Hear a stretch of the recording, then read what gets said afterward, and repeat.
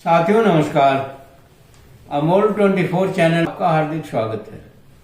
आज मैं टीवी देख रहा था जिसमें यूक्रेन के राष्ट्रपति जेलेंस्की और अमेरिका के राष्ट्रपति माननीय राष्ट्रपति ट्रंप के बीच में विवाद हो रहा था खुलेआम। वार्तालाप के लिए दोनों विभूतियां इकट्ठी हुई थी, लेकिन बात की दिशा बदल गई। बात की दिशा में गर्मी आ गई और ट्रंप भी थोड़ा सा उग्र स्वभाव के हैं और जेलेंस्की भी जिद्दी स्वभाव का है।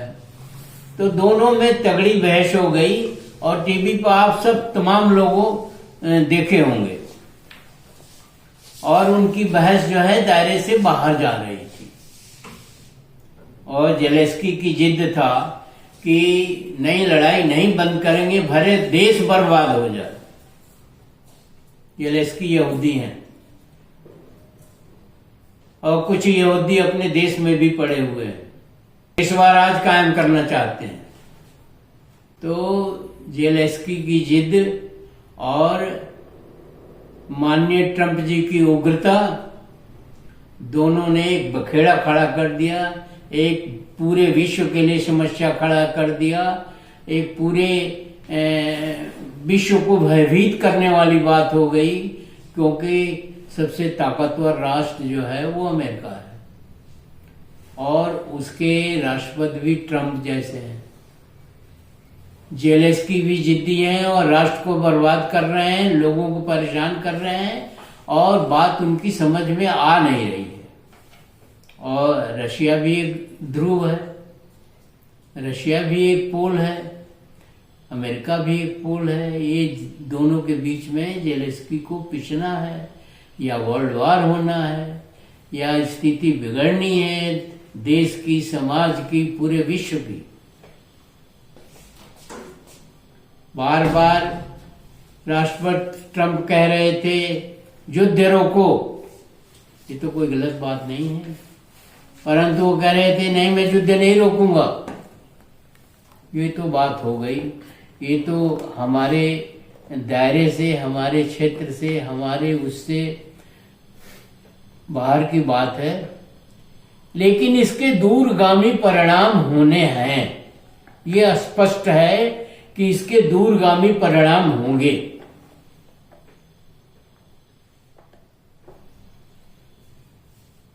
और इस वार्तालाप से दो चीजें भी स्पष्ट हो रही हैं।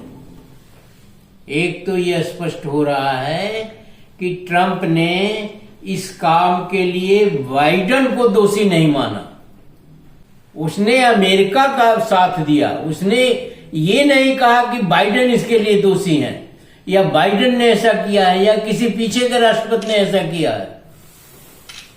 इतना कम से कम स्पष्ट हो गया कि भारत में कितना निचले स्तर पर लोकतंत्र है। हर काम के लिए नेहरू जिम्मेदार हैं। अगर भारत में ये बात होती तो उसकी जिम्मेदारी नेहरू की दी जाती। ये एक स्पष्ट हो गया कि अमेरिका के लोकतंत्र में और भारत के लोकतंत्र में कितना फर्क है। देश करता है, कोई आदमी नहीं करता, कोई इंडिविजुअल प्राइम मिनिस्टर नहीं करता। उसके सामने जो परिस्थिति रही होगी, उसके सामने जो चीज रही होगी, उसके समझ में जो आया होगा, वो कुर्सी पर बैठा हुआ है, उसने निर्णय लिया, उसको दोषी कैसे ठहराया जा सकता है। लेकिन भारत में छल कपट, षड्यंत्र की राजनीति चल रही है, लोगों को भ्रमित करने की राजनीति चल रही है, लोगों को गुमराह करने की राजनीति चल रही है। इसलिए प्रथम प्रधानमंत्री नेहरू दोषी हैं। क्या लोकतंत्र है भारत का, क्या यहां नेता हैं। और विधानसभाओं में, संसदों में कठमुल्लापन की बात होती है। तो एक चीज स्पष्ट है कि जो लोकतंत्र अमेरिका में है वो लोकतंत्र आज में देश में नहीं है। ये लोकतंत्र जो है ये घटिया लोकतंत्र है, लोकतंत्र है ही नहीं। और लोकतंत्र को समाप्त करने की भी षड्यंत्र चल रहा है, जैसा छन छन के आ रहा है अखबारों से, टीवी से, समाज से, इससे उससे। दूसरी चीज जो हमारी समझ में आ रहा है वो ये आ रहा है कि भारत में लोकतंत्र को कोई छुएगा नहीं, लोकतंत्र को नष्ट करने की कोशिश नहीं होगी। अगर कोशिश होगी तो अमेरिका जैसे देश इंटरफियर करेंगे। अमेरिका जैसे देश निश्चित रूप से इंटरफियर करेंगे और भारत को इसके लिए तैयार रहना चाहिए। वैसे भी यहां लोकतंत्र नहीं है, लेकिन संविधान लोकतांत्रिक है या लोकतंत्र का आवरण हम ओढ़े हुए हैं, अंदर अंदर तो खेल चल ही रहा है। अंदर अंदर तो आपकी मंशा जो है स्पष्ट है। साधु सन्यासियों को आपने छुट्टा सांड की तरह से छोड़ दिया है, जो कुछ भी अनाप शनाप बोलते रहते हैं, जो कुछ भी अनाप शनाप करते रहते हैं। देश के प्रथम पुरुष एक घटिया से और निम्न स्तर के साधु को कहा जाता है ये हमारे छोटे भाई हैं। कितनी शर्मनाक बात है। ये देश है, उस साधु की क्या औकात है, उस फ्रॉडिये की क्या औकात है। वो तो बिल्कुल फ्रॉड है और ये फ्रॉड ज्यादा दिन तक नहीं चलेगा। अगर लोकतंत्र पर हमला हुआ तो निश्चित है कि अमेरिका आएगा।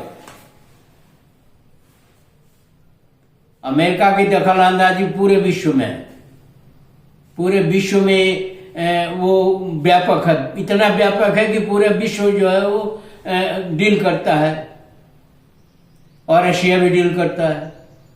भारत की तो कोई औकात ही नहीं है। ये चापलूस और मीडिया वाले जो है ये चाहे कुछ भी कहें, कोई फर्क नहीं पड़ता है। चापलूसी चापलूसी है।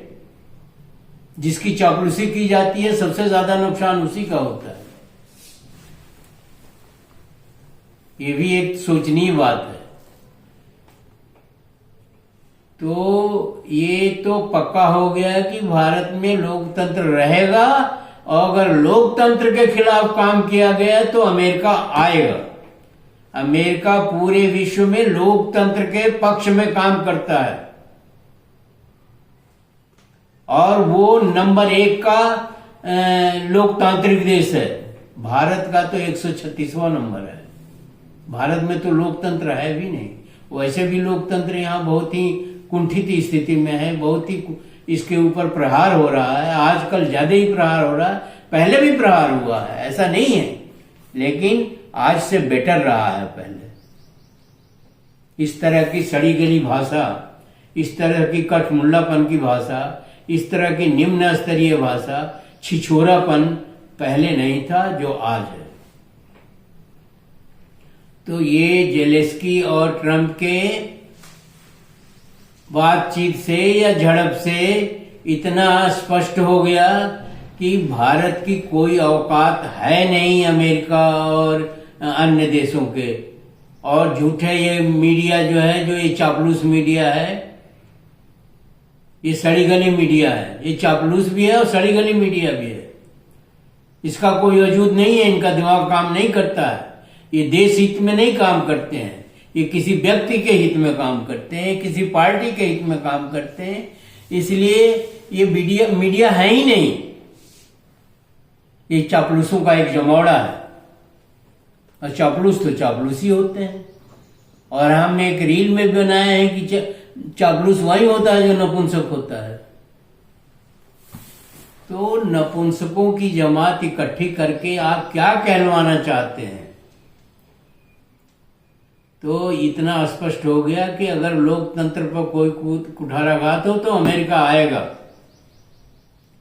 और आना तो नहीं चाहिए अगर कुठाराघात होता है तो, और नहीं कुठाराघात हो तो कोई बात ही नहीं है।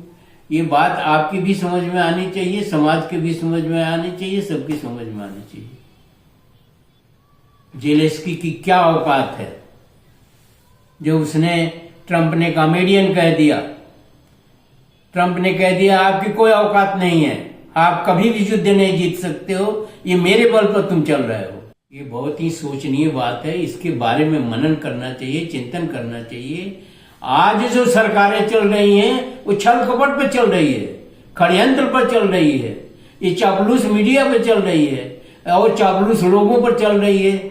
जितने आपके साथ है सब चापलूस हैं, सब मतलबी हैं। और मतलबी यार किसका होता है? खाए पिए उसका होता है। जब तक उनको फायदा हो तब तक आपके मतलब में आपके हाँ में हाँ मिला रहे हैं। पूरे उसमें देख लीजिए, साउथ में स्थिति थोड़ी गनीमत है, साउथ में कुछ समझदार लोग रहते हैं, लेकिन उत्तरी भारत में बिहार इंक्लूडेड क्या स्थिति है? बात आपकी समझ में नहीं आ रही है। और आपके जो क्या कहेंगे दिशा निर्देश देने वाले